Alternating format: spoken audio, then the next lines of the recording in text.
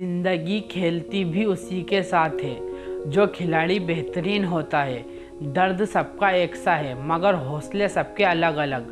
कोई हताश होकर बिखर जाता है तो कोई संघर्ष करके निखर जाता है।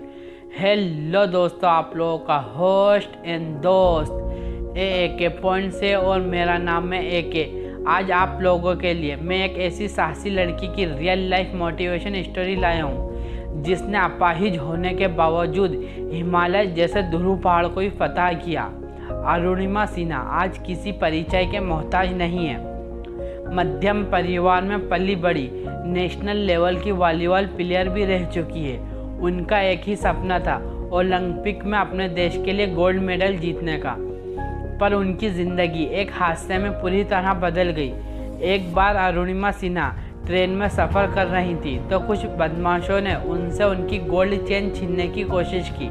अरुणिमा सिन्हा ने गोल्ड चेन देने से मना कर दिया। वह बड़ी बहादुरी के साथ बदमाशों का मुकाबला किया। बदमाश अरुणिमा सिन्हा से गोल्ड चेन तो नहीं छीन सके, पर अरुणिमा सिन्हा को चलती ट्रेन से फेंक दिया। बदकिस्मती से दूसरे ट्रैक से भी ट्रेन आ रही थी। अरुणिमा सिन्हा दूसरे ट्रेन से टकरा कर नीचे गिर गई और उनका एक पैर ट्रेन में आकर कट गया और दूसरे पैर की हड्डियां टूट गई। रात भर दोनों ट्रैकों के बीच में पड़ी रहीं, चिल्लाती रहीं, कोई मेरी मदद कर दे। जब भी ट्रैक पे ट्रेन आती थी तो वाइब्रेशन होता था और इस वाइब्रेशन से दर्द और बढ़ जाता था। इतना ही नहीं, आप लोगों ने स्टेशन पे छोटे चूहे देखे होंगे। वो चूहे अरुणिमा सिन्हा की स्किन कुतर कुतर का दर्द और बढ़ा रहे थे। सुबह कुछ लोगों ने उन्हें अस्पताल पहुंचाया। अरुणिमा सिन्हा की हालत देख डॉक्टर आपस में बात करने लगे। हमारे पास एनेस्थेसिया नहीं है, ब्लड नहीं है, इसका इलाज शुरू करें तो कैसे शुरू करें। अरुणिमा सिन्हा ने डॉक्टर की बात सुनकर डॉक्टर से कहा, मेरा पैर कटा, मैंने उस दर्द को सहन किया, अब तो आप मेरे अच्छे के लिए पैर धड़ से अलग कर रहे हैं। बिना एनेस्थेसिया और ब्लड के ही मेरा ऑपरेशन कर दीजिए। आप लोगों ने कभी नहीं सुना होगा कि डॉक्टरों ने अपना खून देकर मरीज का इलाज किया, पर अरुणिमा सिन्हा की बात सुनकर डॉक्टरों ने अपना खून देकर ऑपरेशन कर कटा हुआ पैर धड़ से अलग कर दिया। अरुणिमा सिन्हा जब थोड़ी अच्छी हुई तो अस्पताल के बेड पर पड़ी पड़ी सोचने लगी, मैं इतने बड़े हादसे से बच गई, अब तो मैं कुछ बड़ा ही करूँगी।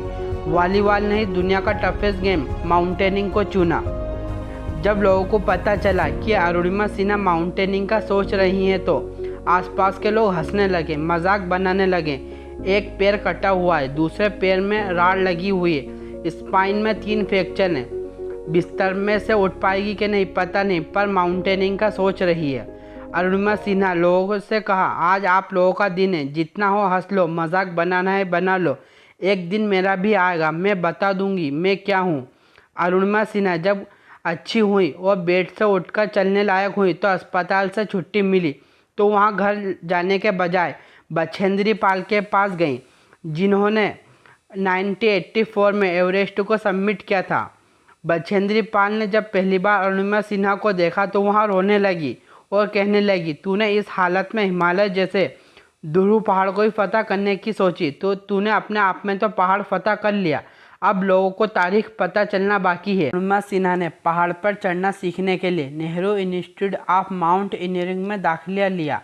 हम अपने आप को कितना भी मोटिवेटेड कर ले, हमारी असली परीक्षा जब होती जब हम उस काम के फील्ड में उतरते हैं। अरुणिमा सिन्हा के साथ भी यही हुआ। जब वहाँ माउंटेनिंग में गई तो रोड हेड से बेस कैम्प जाने में दूसरे लोगों को 3 मिनट लगते थे और अरुणिमा सिन्हा को 30 मिनट लगते थे, क्योंकि अभी भी उनके राइट पैर की हड्डी सही से जुड़ी नहीं थी। लेफ्ट पैर आर्टिफिशियल लग चुका था और उस पैर के घाव अभी भी ताज़ा थे। लेफ्ट पैर को ज़ोर से दबाती थी तो उसमें से खून निकलता था। फिर भी अरुणिमा सिन्हा ने हार नहीं मानी और पूरी ताकत के साथ रोज़ प्रैक्टिस करती रही और कभी भी पीछे मुड़कर नहीं देखा। इस प्रैक्टिस और हौसले की वजह से ठीक 8 महीने के बाद पूरा वेट उठाकर बेस कैम्प से सभी के साथ निकलती और टॉप पर पहले पहुँचती। अरुणिमा सिन्हा ने अपनी ट्रेनिंग पूरी की और 21 मई 2013 को दुनिया की सबसे ऊंची चोटी माउंट एवरेस्ट को फतह किया और ऐसा करने वाली वह दुनिया की पहली विकलांग महिला बनी। जब भी हमारे साथ बुरा होता है तो हम लोग नेगेटिव सोचने लग जाते हैं, मेरे पास से तो ये चलेगा, अब मैं क्या करूँगा या करूँगी, जबकि हमें बुरे से बुरे हालात में पॉजिटिव सोचना चाहिए और इस बात पर जोर देना चाहिए कि हमारे पास क्या बचा हुआ है और इस बचे हुए से क्या क्या कर सकते हैं।